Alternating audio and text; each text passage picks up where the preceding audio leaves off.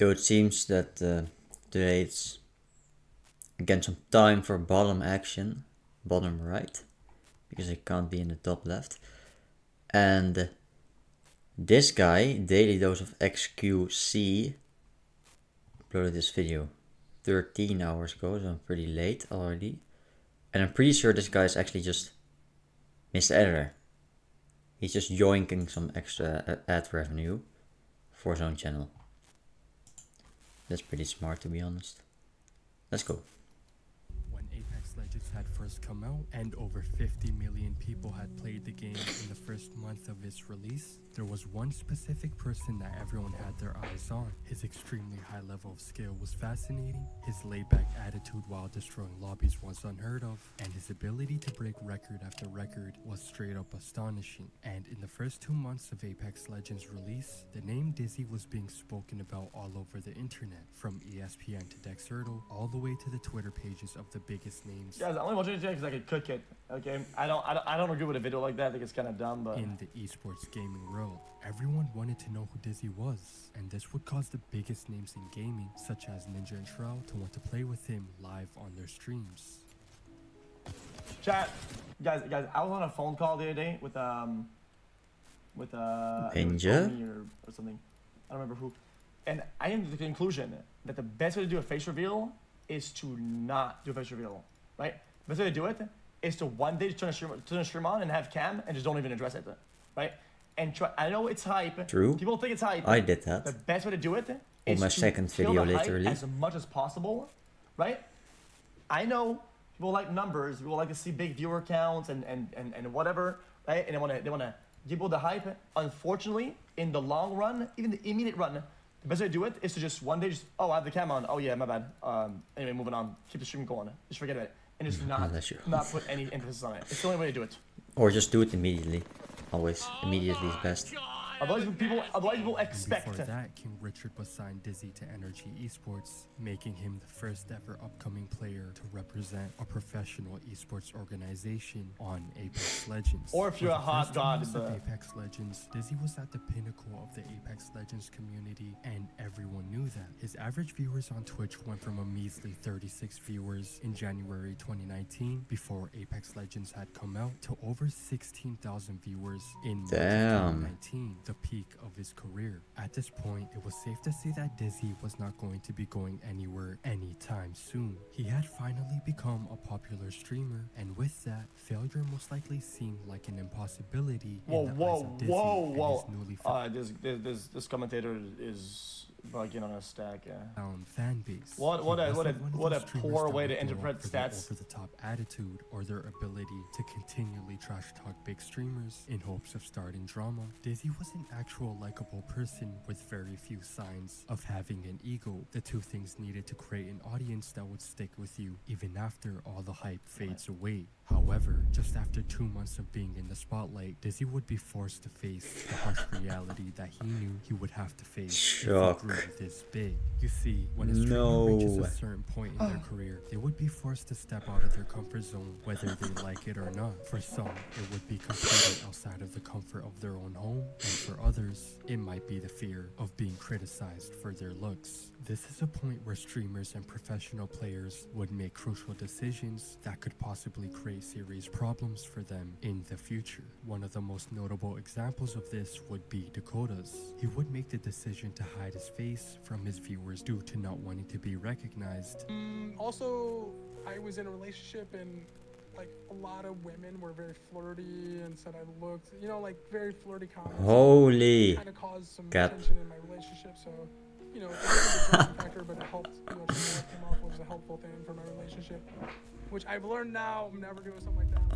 And due to that, he would miss out on huge opportunities, such as competing at TwitchCon and other LAN events where he would have to physically show up. This stupid new emote, in man. Dizzy's case, he wouldn't make the same decision as Dakota's. Dizzy would want to fully capitalize on the opportunities that were given to him. He no longer wanted to be just another faceless streamer with no personality other than their extremely high level of skill. He really wanted to become something bigger. Well, this music is so annoying. Legend streamer. But in order for him to accomplish accomplish that, he would have to make the biggest sacrifice of his career up to that point, do a face reveal. And this is when Dizzy would be faced with his first set of problems. Usually when a streamer would reach the level Dizzy was on, it would take years upon years of dedication and perseverance to make it to that point. And in the process, the streamer would learn to take criticism and hate without it affecting their well-being, since they would have already encountered hundreds of trolls during their years of streaming. Kind of true, not entirely true.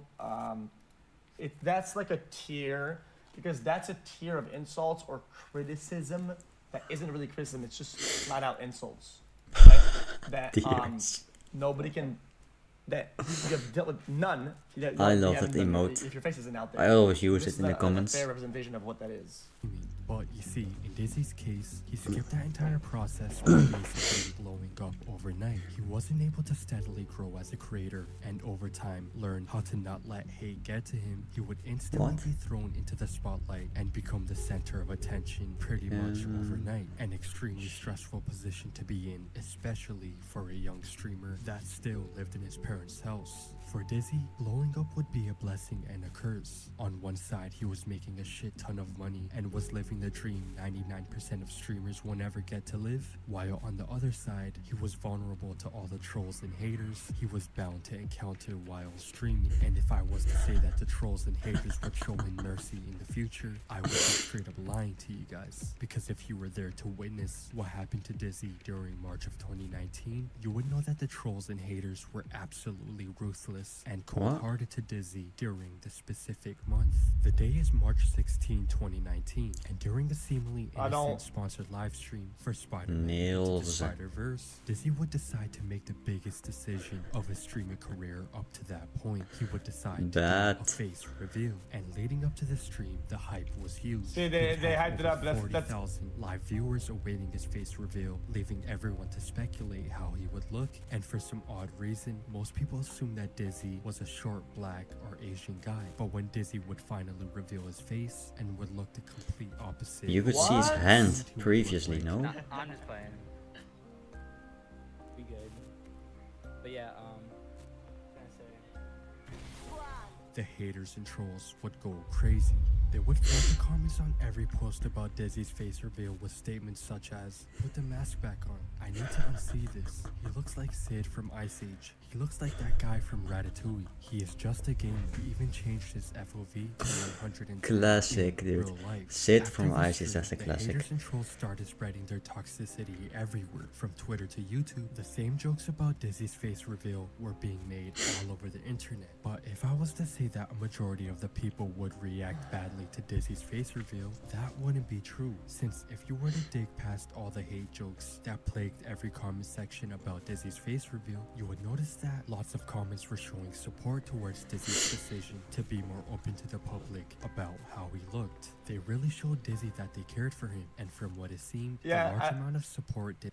Chat, guys, yeah, again, this is like a fence-sitter response, but I feel like the only true comment to any of this is I don't give a fuck.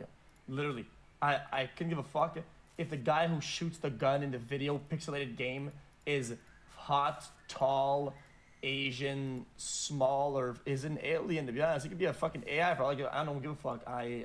That's not why I'm there for. And they showed over the years, over the months, that's not what they were there for. I just ate something. I think I'm sick. They were just there for the gameplay. Otherwise, you would have no viewers. Like, it just doesn't make any sense at all. They're just fucking. I think I'm sick. Now they care because now they can make an argument about it. Of course, that they do. Dizzy's fan base showed him was enough for Dizzy to make another huge step in his gaming career: compete at TwitchCon. On April 13th of 2019, Dizzy would compete at TwitchCon. This would be Dizzy's first time competing at an actual organized in-person event for Apex Legends, and since all eyes were on Dizzy because people wanted to see how he would compete at a LAN event compared to online, when Dizzy would be shown on camera, this time the haters and trolls would be able to get a good look at him. He looks perfectly fine. How he looks for the second time, they would once again go all out and call him out for his looks. I guess that aim comes with a cost. Mom, pick me up, I'm scared. Dude, do you even take care of yourself? Like, look at you. You look exhausted. What's wrong with this row? Okay, I mean, bro, this guy picked like three likes comments on the bottom of the fucking The hate section. he received was noticeably worse than his last face reveal, and it was clear that after TwitchCon, the hate started getting to his head. When he would repost his first face reveal onto his main channel a month after the face reveal was live streamed on Twitch, you would notice that there is not a single bad comment about how he looks. Every single comment is positive and supportive, which to an unexpecting person is pretty normal. But when you I'm compare in it to pain, man. every other video about the same topic, you would Come on, notice that spam only tears for Dizzy's me. video has no toxic comments regarding his face Tears. reveal, which makes most of us beg the question, did Dizzy remove all the hate comments from his comment section? Honestly, it seems like that may have been the case. But nonetheless, So what? So what? Wait, what the fuck? Moderating your community and your fucking outreach to fucking filter the dog shit so that you have a healthy community to interact with when you make new videos? How is that like a not okay thing to do? What the fuck is wrong with this guy? That's so fucking stupid. this wasn't the only proof that the hate started getting to Dizzy's head. After March 2019, you would notice that Dizzy's hours streamed had dropped massively, and I guess for April 2019, he left for TwitchCon, so a drop in hours streamed made sense. But you cannot use that same excuse in May of 2019 because An excuse? Bro, hold up.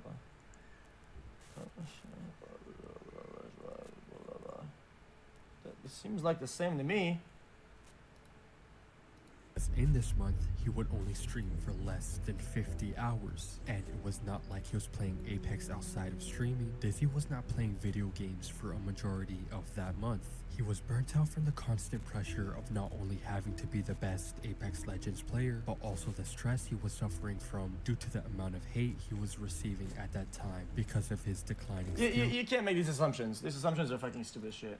You can't ever make assumptions about anything. You can make like a guess, like, but making these reaches in bad faith is just making you look like a dumbass. Level and his face reveal. Dizzy was forced into a position Because at one point I know the game got bad and the game got bad to play and to stream. Sometimes things just are just worse. Like there's not anything else behind it. Like the game isn't fun to play, and you there's no hype or anything behind it, and it's like you're kind of forcing yourself to do it. Well, I'm sure he didn't want to do it. It's just it. It doesn't have to do with fucking comments or anything like that. Position of constant stress. No, it's always Since comments. Dizzy lacked the experience as a streamer You have and to take professional YouTube player comments on very the mainstream seriously. level, he burnt out They're as very quickly important as he blew to up. He wasn't done society just yet, since near the and end of May 2019, to he would your return and instantly relationship compete in pro with level tournaments, despite the this fact guy that he would in the top rarely left. compete in scrims. And this guy Surprisingly, in the bottom Energy would right. do pretty well. Dizzy's Well, scrims for that game can fucking suck it, okay? I don't give a shit what people say, okay? Even if you're at What? the top level of this fucking game, I don't care what your opinion is, even if you're a pro, okay? Fuck you and your scrims. That shit is a snoozer fest. It's an organizational failure. It's a waste of everybody's fucking time, okay? It's disgusting, dude. Straight up. It's a fucking snoozer. Apex Legends esport, but unfortunately, You're better off he just was playing the losing his game. passion for streaming, the one thing that made him famous in the first place. They, in my opinion, they should just fucking do scrims every once in a while to just see what people do in those games, whatever. They stay up to touch and kind of theorize and test their strats. But doing only scrims, bro, you gotta keep your mechanics up to touch. That shit is, scrims are dog shit for that game. Sorry, And I'm not since lying. the That's hype might as on well his take game it. was drying up, the fact that he chose to become less accessible as a professional player at this specific time was honestly the worst decision he could have made. And since he was not streaming, many of his viewers would start to watch other live streamers, most notably another member of Energy that went by the name of Asu. It was clear that Asu had more passion for not just Apex Legends, but also live streaming. In the months that Dizzy was only streaming for 50 hours, Asu was streaming for 200 hours. And since many Dizzy fans Only were well 200? What a cringe assumption to make.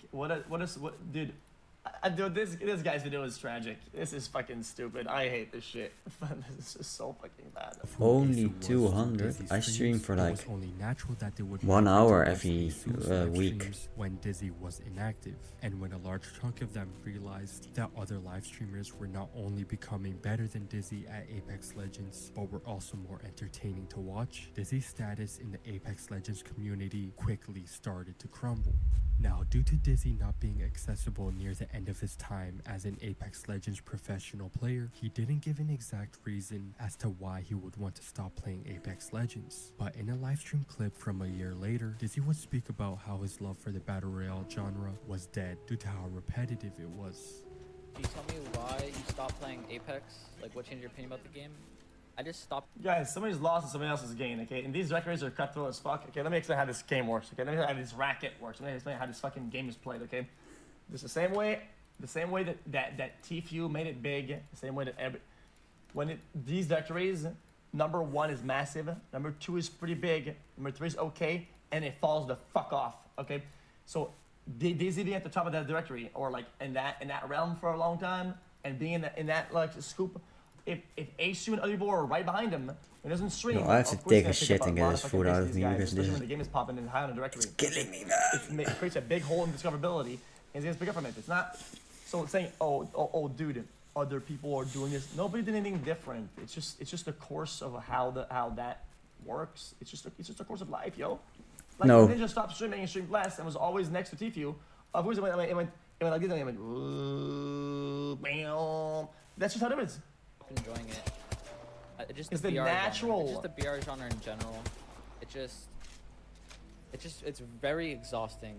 Sitting in a queue, landing, looting. You get shit loot, bad RNG. You die, you back in queue, waiting, looting again. It's just like, it's very repetitive.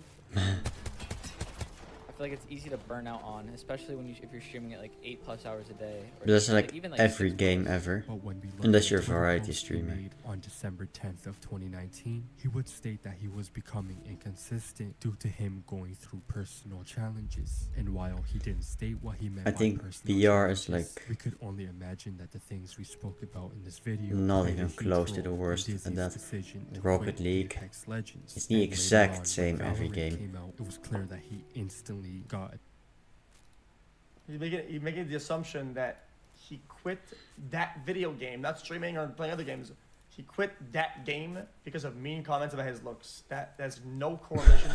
That has no value to an argument at all. addicted to that game, and chances No, of it's him just ever coming back to speculation. Apex Legends were becoming less likely as weeks went by, and as most of you guys already know, Dizzy would never make an official comeback to Apex Legends. He would occasionally play the game here and there, but as a variety streamer, not The game sucks. The game is dog shit. the official It's Apex absolute Legends streamer fucking that we all dog piss. knew and loved. Okay. That's the You can video. make a video like this, In just it. titled "The Downfall of Apex as a Playable Competitive Game." He's mad. You probably would have Shut the up. same Shut up, results. shut up, shut You up, can make shut even up. a better Stop case yapping. for all the Dude, stop stats and yapping. comments you're gonna make about Dizzy because of the downfall of the game. You would have a better video that's more accurate by saying it's the downfall of Apex. Literally. Huh. Yeah, that was a good point, man.